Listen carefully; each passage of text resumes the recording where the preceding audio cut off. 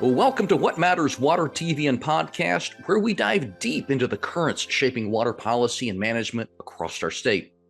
I'm your host, Charley Wilson, and today we're exploring the complex and critical world of California's water policy with a very special guest, Southern California's own Assemblywoman Blanca Rubio of California's 48th Assembly District, representing the eastern portion of the San Gabriel Valley, including her hometown of Baldwin Park.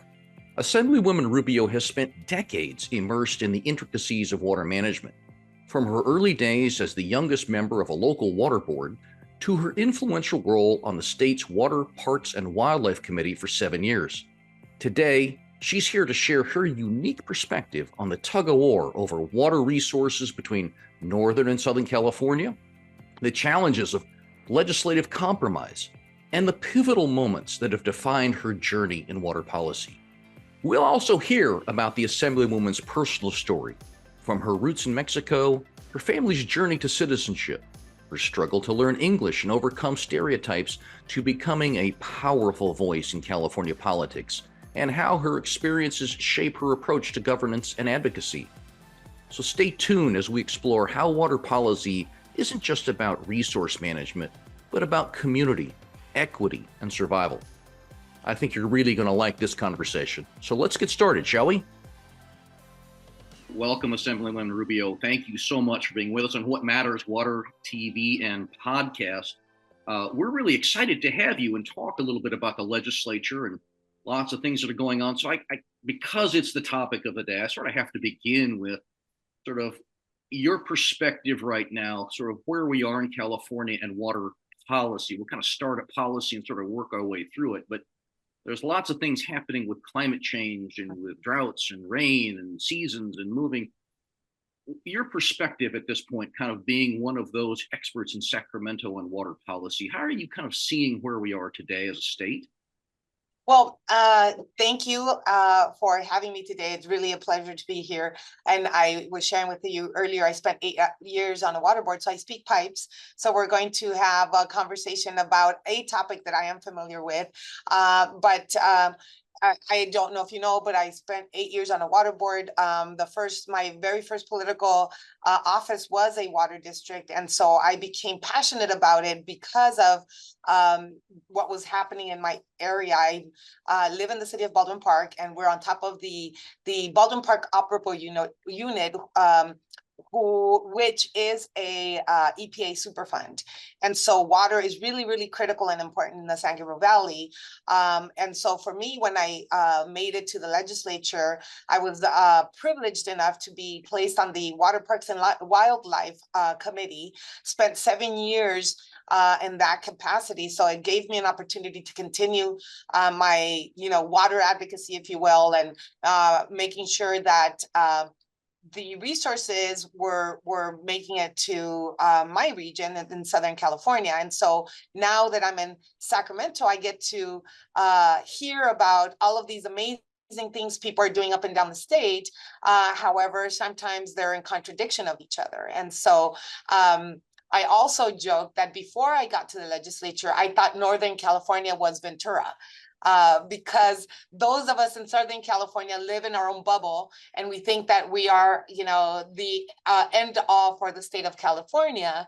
And so it was very interesting when I made it to Northern California 4 days a week, which is our schedule, and on the water district or Water, Parks, and Wildlife Committee, gave me an opportunity to really take a look at water policy up and down the state.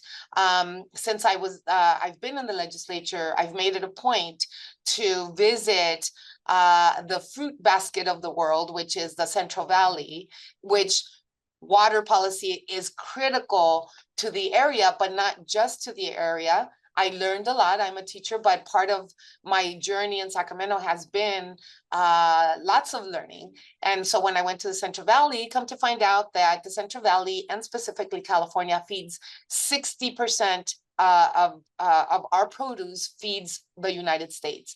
So when people talk about, those awful Californians, they have to remember that we feed you. And so nothing that we do can hurt that basket, if you will, than water policy. And so it's just been really interesting to see the differences in opinions. Northern California thinks we still are the water. Southern California thinks that, the water people in Northern California are evil. And so there's always this tug of war between Northern California, Central Valley, and Southern California. And so the water policy is created based on the region that you live in. Obviously, all of us have our own districts. We have to represent our district. And so through the last 7 years, I figured out that nothing changes opinions like bringing people to our region and making sure that they know how amazing our water folks are in Southern California. And so that's a little bit of what I have been doing. And then I'll tell you the stories of when they come down and the aha moments that they have. Well, that is some of the aha moments. So you're reminding me of some polling we did several years ago where we were, because of Southern California, and it's very different geographically in what people see or don't see in a water area. If you don't see the rivers and the lakes and the streams, we have a lot of that that's underground. And I remember our public opinion polling was, well, hey, where's your water come from? And right. People would point to their faucet. Yeah, the faucet, the tap. And then you'd ask them something like, well, tell me, what do you know about the Bay Delta? And they go, well, my Delta faucet. Right, right. So that was kind of the beginning point of how we sort of needed to educate. So it's different in Southern California and say a district like yours versus, as you say, Bay Area, Northern California, even the farmland. So I guess it's sort of emblematic, I think, then in the larger context of the legislature, you have lots of people with lots of different opinions in very diverse areas trying to figure out how to make something like water policy work. Do you find that there is a level of expertise or at least an interest in how the state manages, or are we just kind of pulled in so many different ways? It's like, yeah, so long as, it rains and people turn it on, I don't have a disaster, I'm cool. Just let me get on to something else that interests me, or at least another pressing headline in the newspaper. Right. Well, as I stated earlier, I think everybody tries to do the right thing based on their region. And what I found that when I've been in the legislature and voting on different issues, I have to be very, very mindful of the vote that I take. May be amazing for the San Gabriel Valley or Southern California, for example, but it's going to really be detrimental to some of the water issues in Northern or Central California. And one of the bills, and I have to just be throwing in kind of the aha moments for me as a legislator and a teacher. I had to vote on a bill on migrating birds. And I'm like, I don't care about migrating birds. Like, why would I vote on, something like that? But just because the issue is not my issue in Southern California doesn't mean that the issue is not something within the state. I learned early on that any piece of legislation, if somebody is putting it in front of us, is because it's important to somebody. It may not be important to me or to my region, but it's important to somebody. And I think we can't all be experts, except for me, because I was on the water board.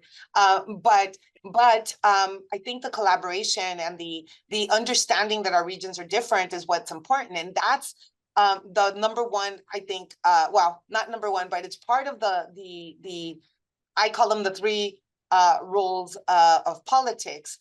Number one is math, to your point. We make decisions for 41 of us at any given moment in the Assembly, 21 in the Senate, and in local government, all you have to do is count to 3. But for the most part, 41 of us make decisions for one region or the other. And so how do you balance that? You have to balance that through relationships. That's the number 2 role of politics, relationships. If you don't have those relationships, how in the world are you going to understand what's happening in Northern California or in Central California or in Southern California without already starting with preconceived notions as to how it should be? So we all think we're experts because of where we live, but in reality, it's a little drop in the bucket, pun intended. It's a little drop in the bucket, what we know, and then comparing it to other areas. So we are not all experts, to your question. However, our job is to make sure that we build those relationships so that we can understand the differences that we have. Our new water chair committee chair, Assemblywoman Diane Pappen, is amazing. I love her. She's been, I've been a supporter. She's been a supporter, but my water community was like, because I am no longer, after 7 years, no longer on the Water Parks and Wildlife Committee. So my water community was like, what are we going to do? They're all, you know, what are we going to do without you? And I said, look, I'm still there. I've made good relationships, but let me give you the secret. I said, let's put a tour together for Assemblywoman Diane Pappen, so that the first people she gets to meet is Southern California people. She's from San Mateo. And when she's working on water policy or looking at bills that are coming through in her committee, she already has an understanding of what we do in the San Gabriel Valley. Again, because we are experts in our area and she's not. And so we managed to do that. We got her to come in February, and we gave her a whole tour of all of the different areas, the different connections, and how the water agencies in the San Gabriel Valley work together.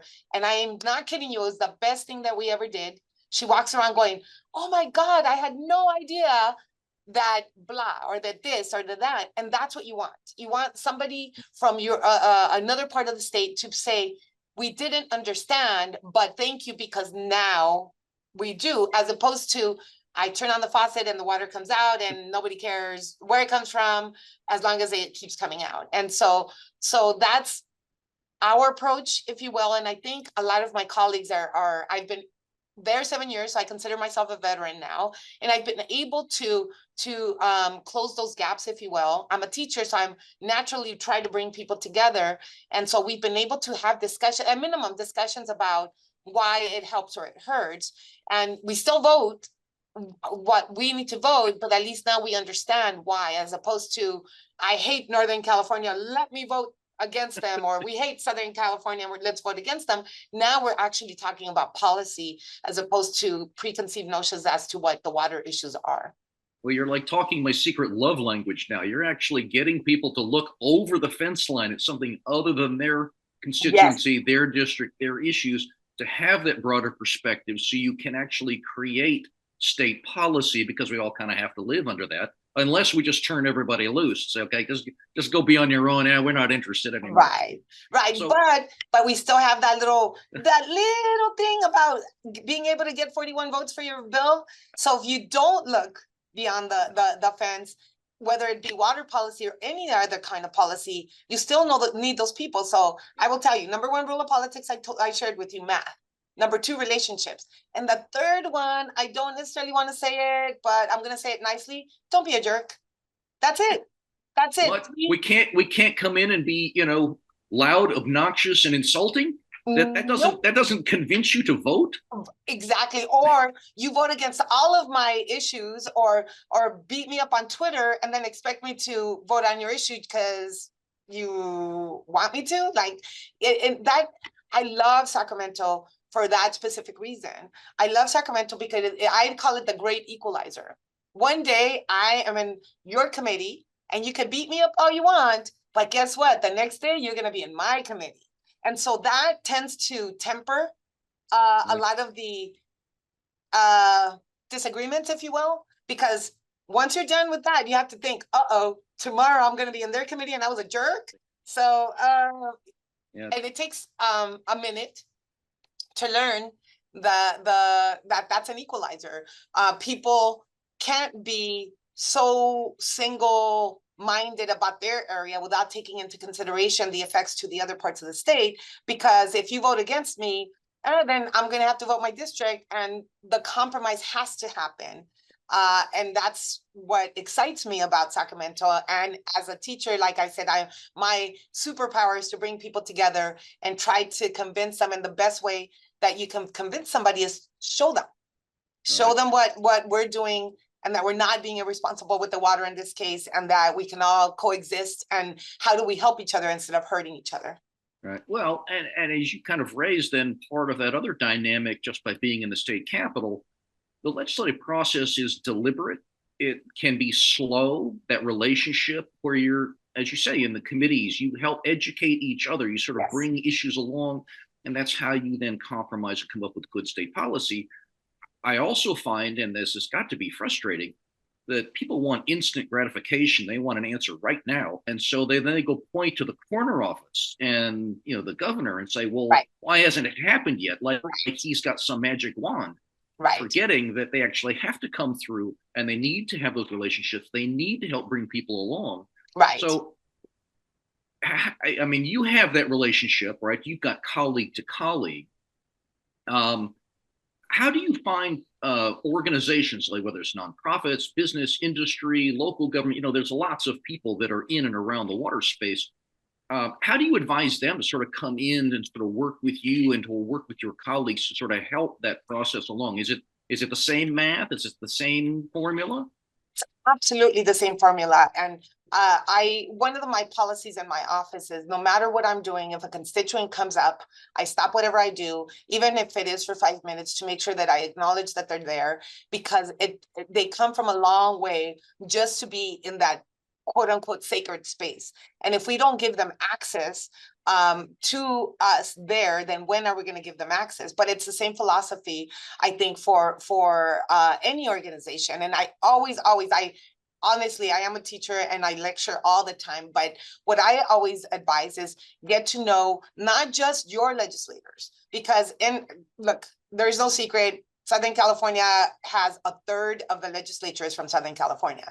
So if we all were smart and got together, we could rule the world, or at least the California world.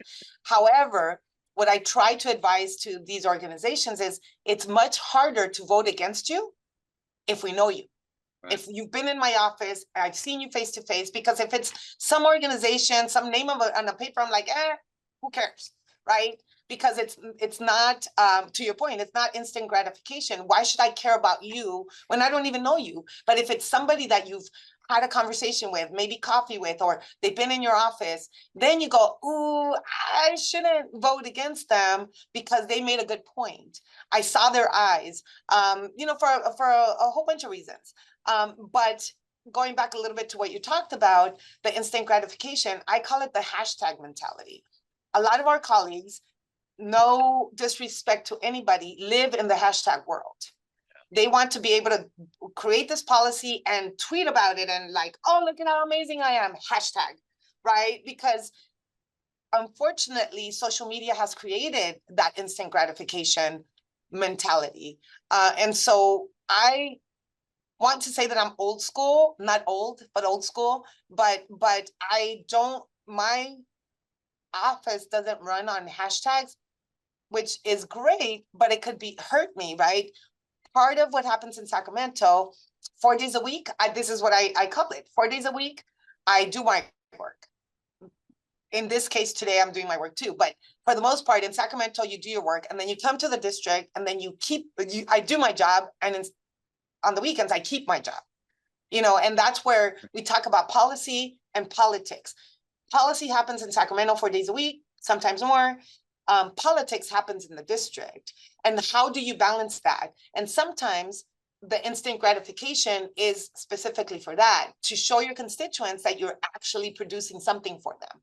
And so we as legislators have to balance that. And we look for the governor to be like, do it quick, because we want to show our constituents that we're doing something. And, what is it? Politics is like watching paint dry, right? You just sit there and, you wait and wait, and sometimes it happens, and then you work really hard on a specific issue, and you finally get it to his office, and then he vetoes it, and you're like, oh my God, after all of that work, now we have to start all over. But it is a give and take.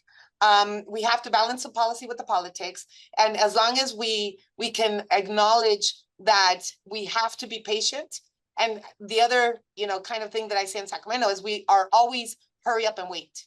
Hurry up, we got to do this, and then we have to wait, right? And so balancing that is key. And you had the background because you serve in a water district, right? But the other dynamic that I see, unlike the investor-owned utilities in the electric space, which are private companies that kind of come to, most water agencies are public entities. Yes. And we're dominated by engineers and lawyers and accountants. And they're the smartest guys in the world. They know how the system operates. They know how to build it. They can engineer anything. Right.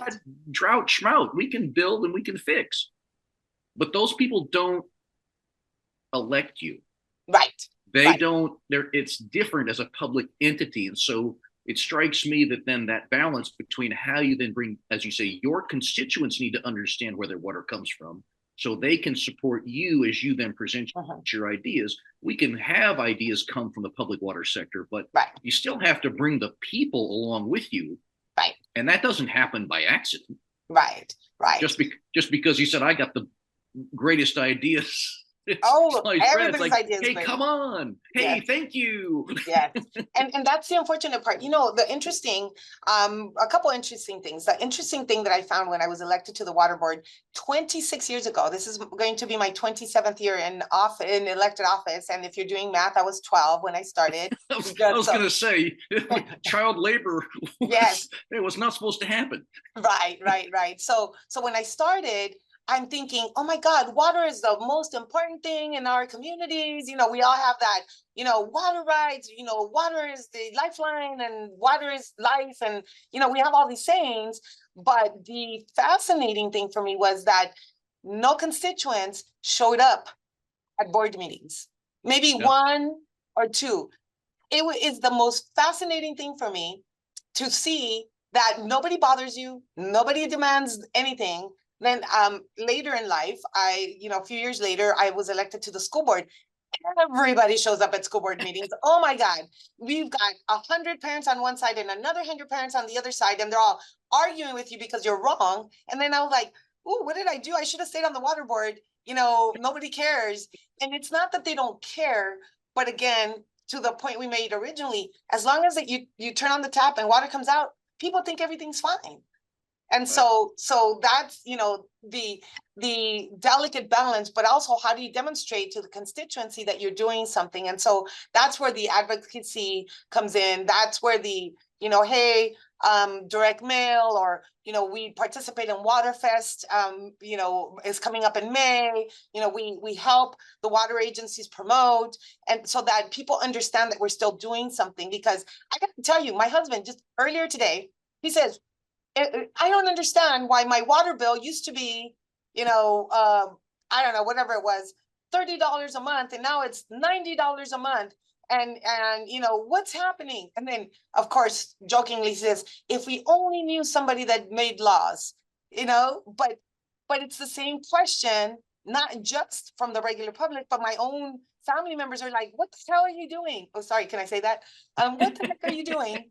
Um, what the heck are you doing? My water bill is, you know, almost $100 a month, and not understanding that a lot of that money comes or goes into infrastructure that we're going to need for the long term.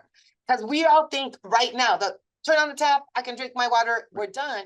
But what happens is they don't understand the long-term effects, and kind of what a lot of the water districts have to raise that money so that we have 50 years worth of infrastructure that we can depend on.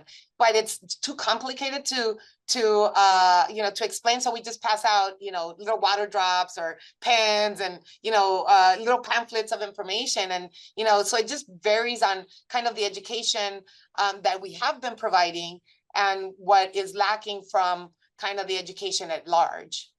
Well, it reminds me of an old adage, right? For better or for worse, it happens in California first, right? And Yes, so in yes, water policy, then we also have to recognize, right, fundamentally, due to climate change, we're going to have to do it differently.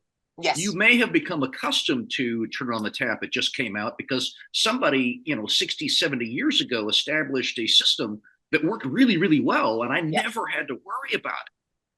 But the lessons we learned from the electric utility industry about no, we're going to change, we're right. going to force change, we have to change. It strikes me as being an extra burden of bringing then constituents and others along with you as you're making really fundamentally different kinds of structural change for the state system, what that means locally, and then bottom line to it, right, as your husband indicated, how the heck we pay for this stuff. Right, right. Well, and it's true. And, you know, I think part of it, and again, I keep referencing the fact that I'm a teacher, because a lot of that is getting information out to, you know, the adults, right? But a lot of that happens at home with the little kids. You know, my we had a whole section on water and water conservation. And even when my son is 17, my daughter's 15, 11th and 10th grade.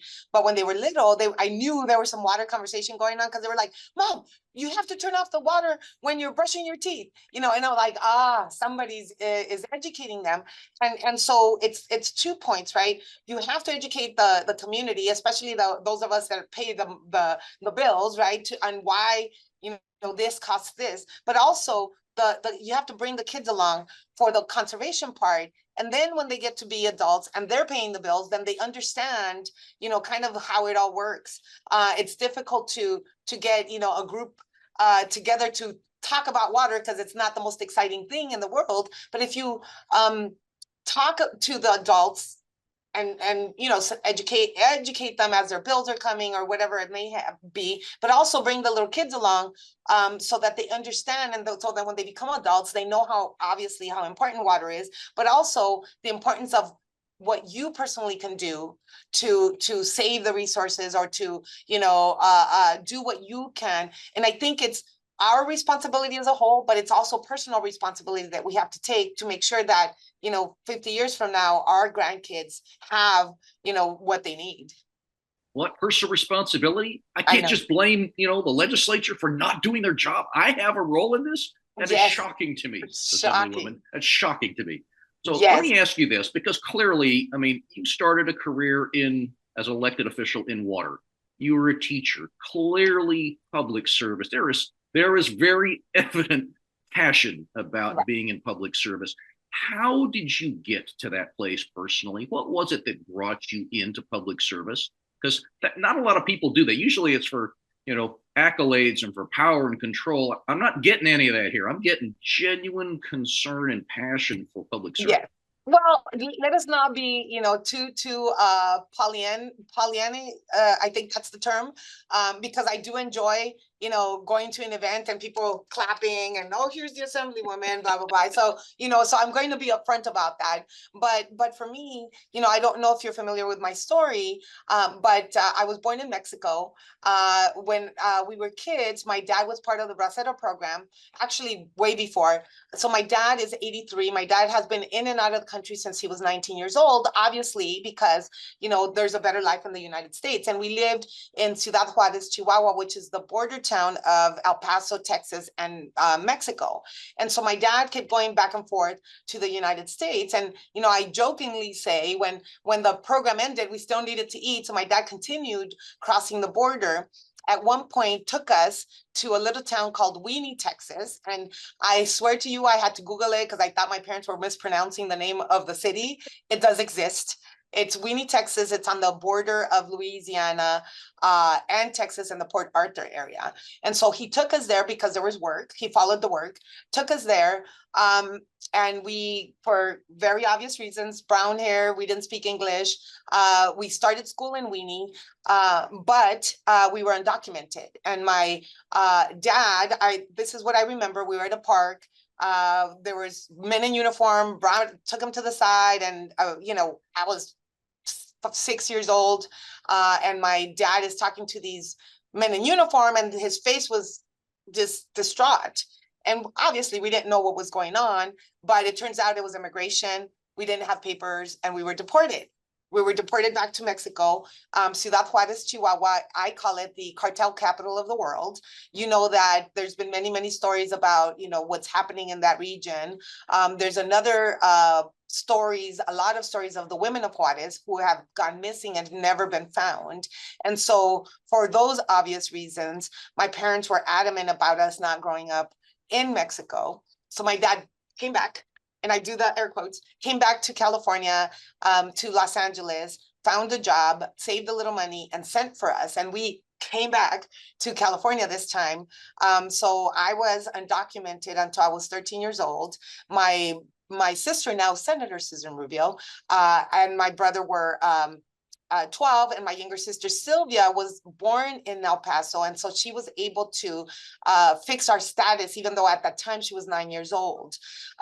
Today, a family member that was born in the United States can sponsor the family. However, you have to be 21 years or older. At the time, the law didn't require you to be 21. So she sponsored the family. I became documented when I was 13. And I'll tell you, I tell stories. I'm a teacher. You signed up for this, but when we were in high school, I'm the oldest of now 5. At the time, there was only 4 of us. If you know anything about ethnic families, I am responsible for everybody. I'm responsible for the sisters, the brothers, the parents. I was the translator. I was the bill payer.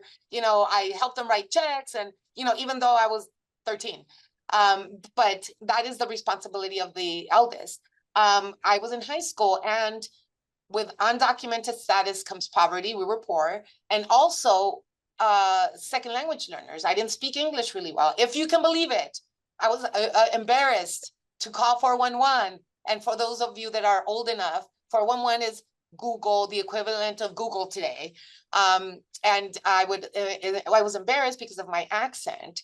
Anyway, I went to my high school counselor and I said, hey, I would love, to go to this place called college. I knew I was smart. I just wasn't comfortable with speaking English, to where my counselor responded, honey, you're just going to get pregnant. Why?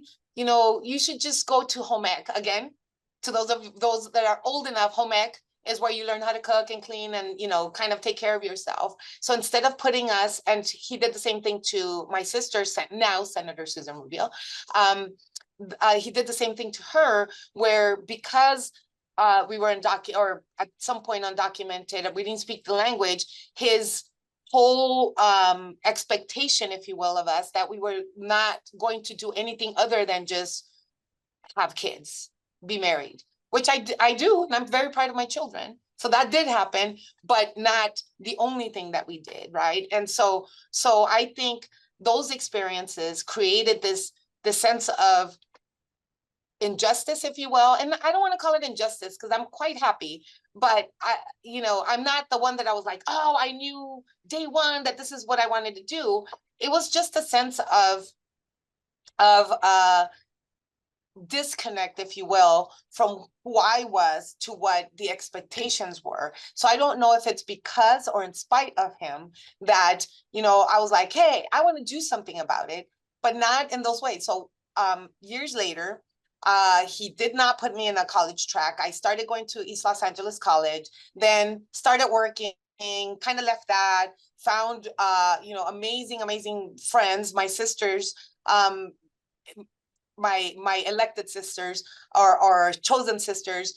They were both going to USC, and they said, hey, you're too smart. Why haven't you been in school? And I was like, oh, well, because I'm working and I need to help and I need to help the family, all of those excuses. And they're like, no, get your butt back in school. And I was like, okay, because I knew I had it in me. So we went back to East Los Angeles College. I have an AA degree. I went to Azusa Pacific University, where I earned a bachelor's degree in business.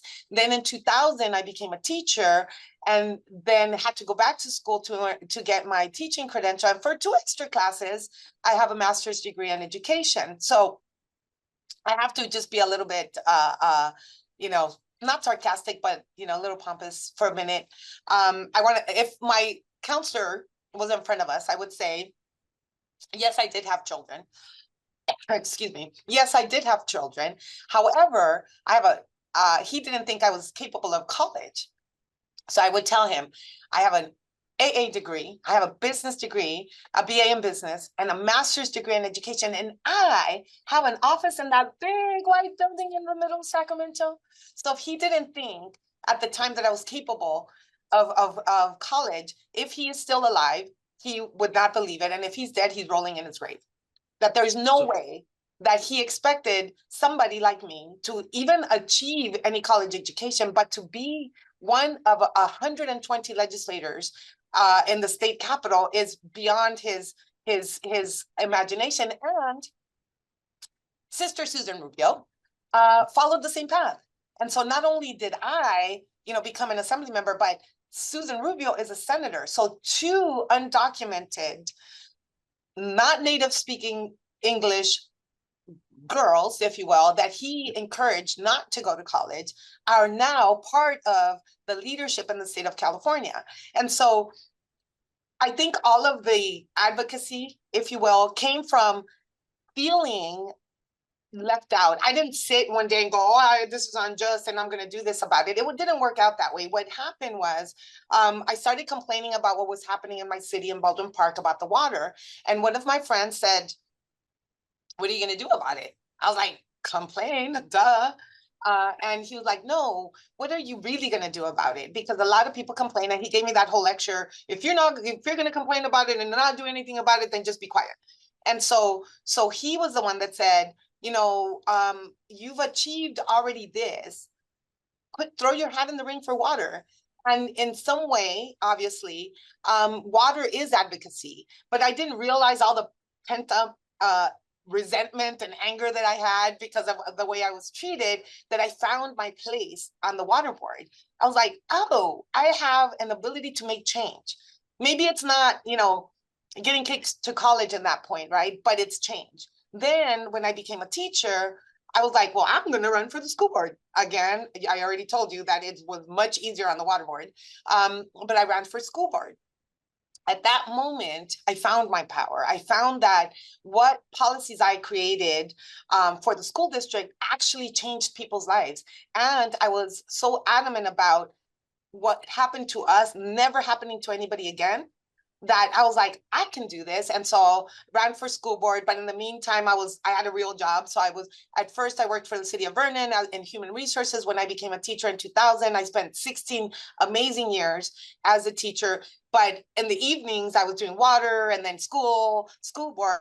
And then when the opportunity became available through term limits to be in the assembly, I was like, hello, I'm right here. And, I have a different story because I wasn't the chosen one for the position. I didn't have the relationships that most politicians have. I didn't, sit one day and say, I'm going to do this, this, and this, and this. It just kind of all presented itself to me. And I was brave enough.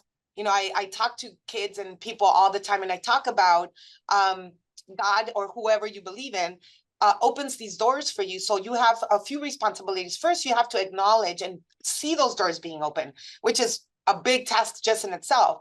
But then you have to be brave enough to walk through those doors because it's scary.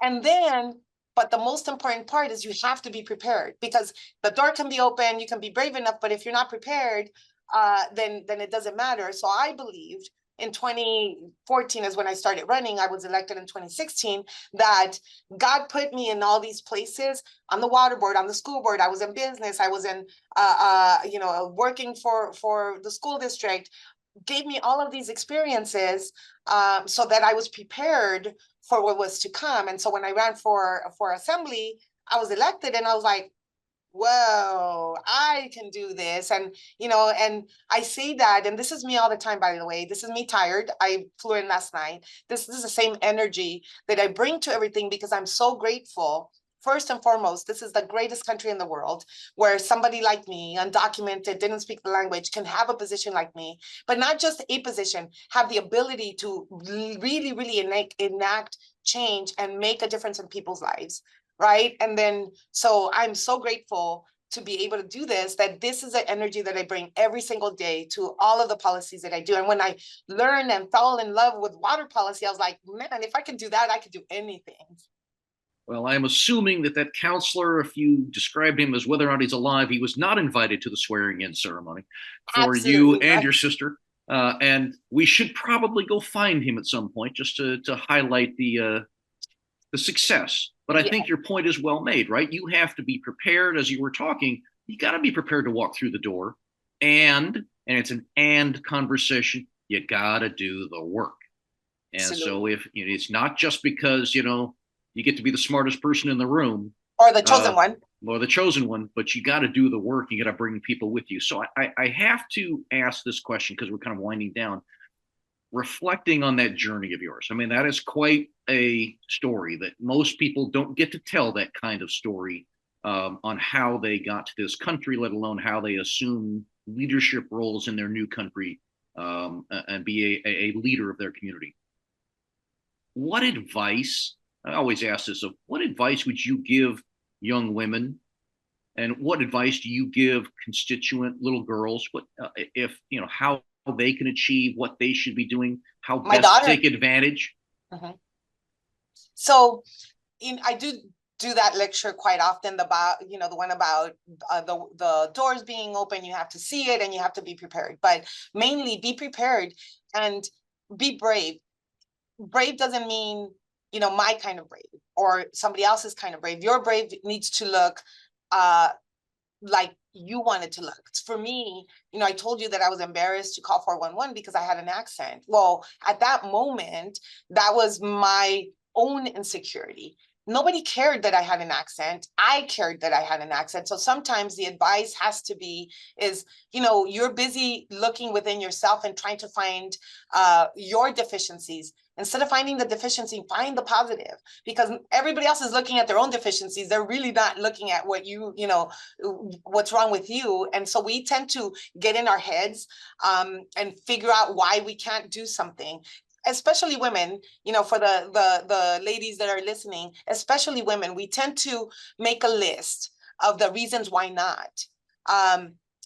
We need to start making lists of the reasons why, and then the reasons why not. And I bet you, that 99% of the time, you're going to find that the list of the reasons why outweigh the reasons why not. But when you start the other way, you kind of get yourself discouraged in the first place. So be prepared, number one. Number two, trust yourself. And again, trust and confidence come in different forms for whoever it is. My confidence came after I was able to speak the language, right? That's very different than, anybody else, because that was my hang up, my own hang up, not anybody else's. So once I was able to master the English language, I found that I was smart in English and in Spanish. It wasn't, just isolated to one or the other. And so when I realized that my own insecurities were the ones that were holding me back, then that's when the power came. I don't claim, and I'm not going to tell you that I'm confident in everything that I do, but I at least am confident enough to fake it until I make it, right? And so I listen. I did what I could. I have an AA, a BA, and a master's degree. That doesn't mean that you have to have it, but you have to have your own way of identifying your power. I am an avid reader. I don't have the time to actually sit with books, so I do audiobooks.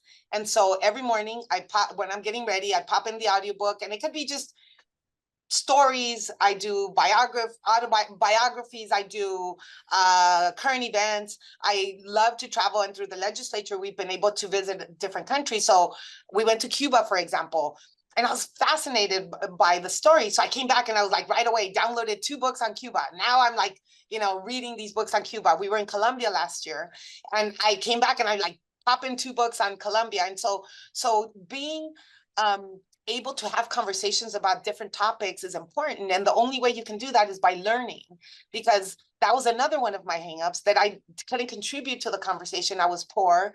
I had never been on a plane.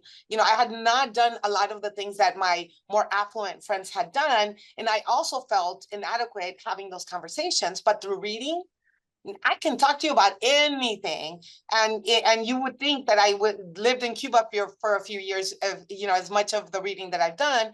But keep yourself up to date on issues, on stories, on whatever it may be, so that when you're having those conversations, even though you're not an expert on it, you've at least heard something about it, and you can participate in that conversation and be part of that group, that we exclude ourselves from our own, insecurities. Assemblywoman Blanca Rubio, thank you. What an incredible story, and what a passion you bring to the legislature and leadership. And on behalf of the Southern California Water Coalition, I mean, this is, as I said, you're speaking our love language. It's Yes. about, for us, it's educate to advocate. It's bringing people along. It's building coalitions. It's about relationships. All of the things you describe as part of your leadership within the state legislature.